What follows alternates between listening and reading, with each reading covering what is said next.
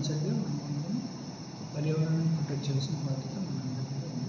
కాబట్టి ఈ పర్యావరణ పరిరక్షణ కోసం ప్రజలందరూ భాగస్వాములు అయ్యేటట్టు వాళ్ళకి అవగాహన కల్పిస్తూ వాళ్ళని భాగస్వాములు చేసే విధంగా ఈ 99 రోజుల కార్యక్రమంలో మనం 12 రోజుల కార్యక్రమం చేపడతాం.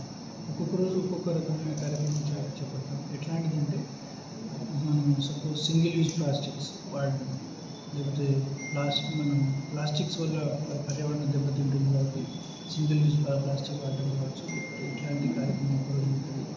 అండ్ మనం ట్రెక్కింగ్ తీసుకెళ్తాం, అంటే అడవిలో తీసుకెళ్తే మనకి తెలుస్తుంది కదా అడవుల గురించి, వాటి ప్రాధాన్యత గురించి.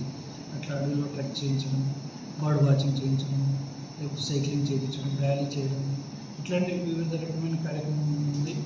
మనకు జూన్ 5న వరల్డ్ ఎన్విరాన్మెంట్ డే కూడా ఉంది మనకి.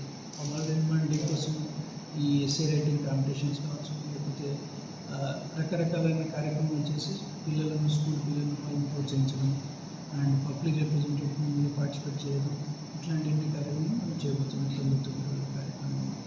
అండ్ బంగారు తెలంగాణ చేయడంలో ఫారెస్ట్ డిపార్ట్మెంట్ యొక్క పాత్ర చాలా పెద్దది. ఎందుకంటే పర్యావరణం ప్రొటెక్ట్ చేయాలి, అడవులను సంరక్షించుకోవాలి అనేది మెయిన్ దాంట్లో. ఎందుకంటే భావితరాల కోసం మనం పర్యావరణాన్ని రక్షించుకోకపోతే మనం చాలా రకమైన ప్రాబ్లమ్స్ మనం ఫేస్ చేయబోతున్నాం. కాబట్టి మనం అందరం ఒక అటవీ శాఖ మాత్రమే కాకుండా మనమందరం దీంట్లో పార్టిసిపేట్ అయ్యి ఈ 99 రోజుల కార్యక్రమంలో పార్టిసిపేట్ అయ్యి దీంట్లో సక్సెస్ఫుల్గా మా 12 రోజుల కార్యక్రమం ఏదైతే ఒక్కొక్క రోజు ఉందో అది అందరికీ ఆల్రెడీ స్టేక్ హోల్డర్స్ అందరినీ ఇన్వాల్వ్ చేస్తున్నాం.